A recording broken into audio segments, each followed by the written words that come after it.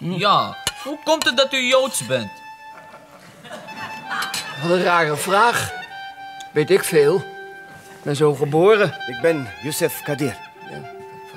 Eerst en voor alles, liefde tot God. Libre Allah, libre Gero. Ten tweede, liefde voor je ouders. Pasemoei! Jij bent gek geworden, je Pasemoei! Dochter, het is verschrikkelijk. Hij heeft waanideeën.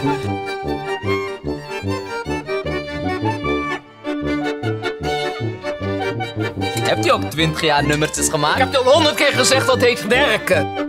Ik ga u een kalmerend middel voorschrijven.